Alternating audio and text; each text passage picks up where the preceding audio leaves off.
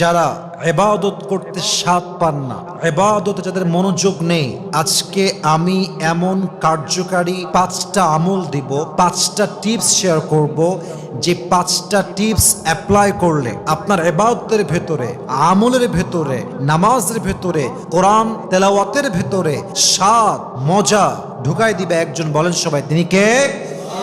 বলেন সবাই, আজকে আমরা কয়টা টিপস জানতে চাই? 5টা। নাম্বার 1, যেই যুবক, যেই মুরব্বী, যেই মা, যেই বোন ইবাদত করে স্বাদ পেতে চায়, মনে শান্তি পেতে চায়, প্রথম কাজ গুনাহের জীবন থেকে একদম বের হয়ে আসা। কোরআনে আল্লাহ তাআলা বলেছেন, ওয়ালা তাকরাবুল ফাওয়াহিশ, গুনাহের কাজ করো না, ব্যাপারটা এরকম নয়, বরং গুনাহের কাজ হতে পারে এর আশেপাশেও যেও না। আল্লাহু আকবার। কথার ভাইব দেখেন, কথার ভলিউম দেখেন। গুনাহ করো না ব্যাপারটা এরকম নয়, বরং গুনাহ হয়ে যেতে পারে এমন অশ্লীল কাজের কাছেও যেও না, এই আদেশটা দিয়েছে একজন। তিনি কে? এর কারণ কি জানেন যুবক ভাইয়ারা? কারণটা হচ্ছে যে গুনাহ এমন একটা জিনিস যেটা আপনার নফসে দাগ ফেলে দেয়, কলিজায় দাগ টেনে দেয়।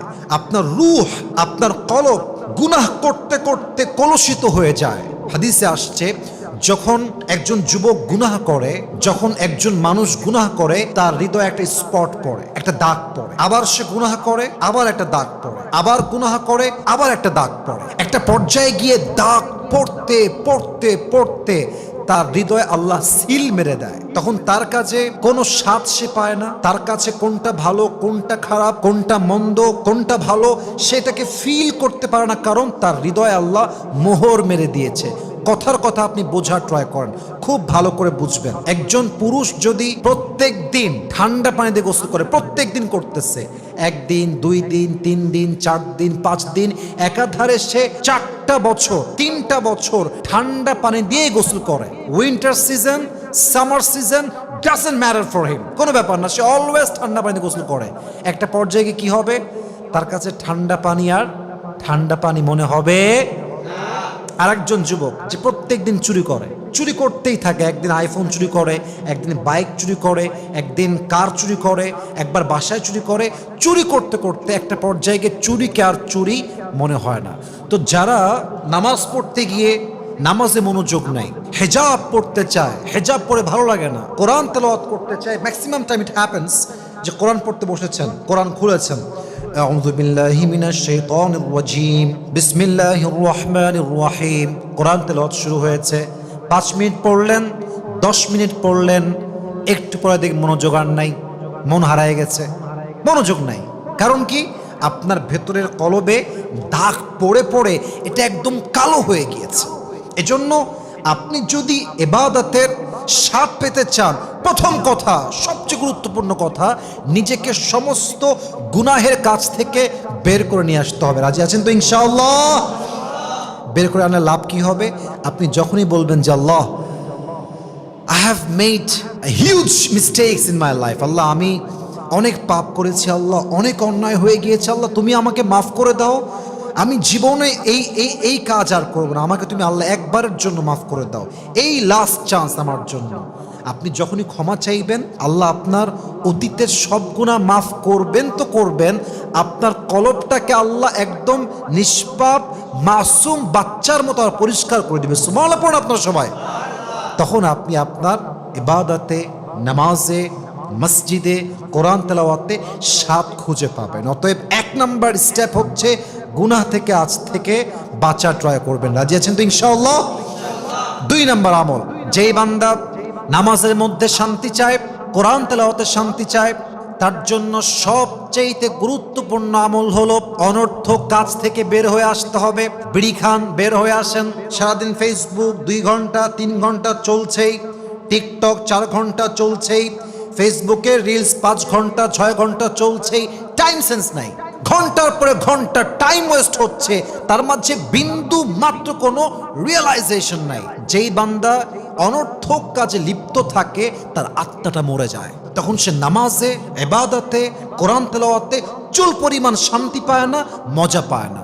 যেমনটা আল্লাহ তাআলা বলেছেন 18 নম্বর পারা সূরাতুল মুমিনুন 3 নম্বর আয়াত, ওয়াল্লাযীনা হুম আনিল লাগওয়ি মুরিদুন, ইমানদার বান্দার সবচেয়ে বড় বৈশিষ্ট্য হচ্ছে সে অনর্থক কাজ থেকে, মিনিংলেস কাজ থেকে নিজেকে অলওয়েজ বিরত রাখে। আপনি একটু খেয়াল করেন তো আমার দিকে, আপনি জোহরের নামাজের পূর্বে প্রায় 5 ঘন্টা যাবৎ ফেসবুকে রিলস দেখতেছেন, টিকটকে ভিডিও দেখতেছেন, নামাজের সময় হলো, নামাজ পড়তে গেছেন, এখন নামাজে আল্লাহু আকবার, চিন্তায় কি আসবে, রিলসে কি দেখলাম, টিকটকে আমি কি দেখলাম, কোন মেঘে দেখলাম, কেমনে দেখলাম, এই চিন্তা মাথায় যখনই আসবে নামাজের মনোযোগ গায়েব হয়ে যাবে। অতএব যেই বান্দা ইবাদতে, নামাজে, কোরআন তেলাওয়াতে শান্তি পেতে চায়, স্বাদ পেতে চায়, অনর্থক কাজে কখনো নিজেকে লিপ্ত করা যাবে। আল্লাহ আমাদের সবাইকে বোঝার তৌফিক দান করুক, পড়েন সবাই আমিন। 3 নাম্বার কাজ, এটা হয়তো বা আমরা অনেকে জড়িত আছি, বাট আমরা জানি না, এটা আমরা বুঝতেছি না। আপনার কামাইয়ের কোথাও যদি হারাম ইনকাম থাকে, মিস্টেকলি, আই মিন ইন্টেনশনালি অথবা আনইনটেনশনালি, যেই বান্দা হারাম কামাই করে তার ইবাদতের স্বাদ উঠায় নেয় একজন, বলেন সবাই তিনি কে? হারাম কাজ করে যতই নামাজ পড়েন, যতই কোরআন তেলাওয়াত করেন, আর যতই খতম করেন না কেন, আপনি স্বাদ পাবেন না। যদি আপনি হালাল কামাই করতে পারেন, ইনকাম কম হোক, 5,000 হোক, 10 হোক, 15 হোক, যেই বান্দা হালাল কামাই করতে পারে তার নামাজের ভেতরে, তেলাওয়াতের ভেতরে, ইবাদতের ভেতরে শান্তি দেয় একজন, তিনি কে? অতএব মেহেরবানি করে হারাম খাবো না, হালাল খাবেন। ইয়া আইয়ুহান নাস কুলু মিম্মা ফিল আরদি হালালান তাইয়্যিবা, হালাল খাও, হারাম নয়। হালাল যে খায় তার রিজিকেও বরকত হয়, সেই বান্দা নামাজ পড়েও শান্তি খুঁজে পায়। সুবহানাল্লাহ পড়ে সবাই। 4 নাম্বার, এটা খুব গুরুত্বপূর্ণ আমল, নেকির কাজে একটা কম্পিটিশন করেন। আচ্ছা দেখবেন যে দৌড়ের রেস হয়, যে কে কার আগে দৌড়ে সীমাটা পার করতে পারে, এরকম রেস আছে না নাই? আপনি নেকির কাজে রেস করেন। ওয়াসাবিকু ইলা মাগফিরাতিন মির রাব্বিকুম ওয়া জান্নাতিন আরদুহা কাআরদিস সামাওয়াতি ওয়াল আরদ। আল্লাহ বলছে তোমরা ক্ষমার দিকে প্রতিযোগিতা করো, দৌড়াও, ভালো কাজের জন্য তোমরা দৌড়াও। অতএব আপনি খারাপ কাজে নয়, ভালো কাজে আজ থেকে প্রতিযোগিতা করবেন। আপনার ভিতরে যতটা কম্পিটিশন ফিল হবে যে আমি আরো করব, আরো ভালো করব। আজকে 1 ঘন্টা তেলাওয়াত করেছি, কালকে 1.5 ঘন্টা করব। আজকে 4 রাকাত নামাজ পড়তে আমার 10 মিনিট গেছে, কালকে 20 মিনিট সময় দিব, আরো মনোযোগ বাড়াবো। যত কম্পিটিশন করে ইবাদত করবেন, আপনার ইবাদতে স্বাদ বাড়ায় দিবে একজন, তিনি কে?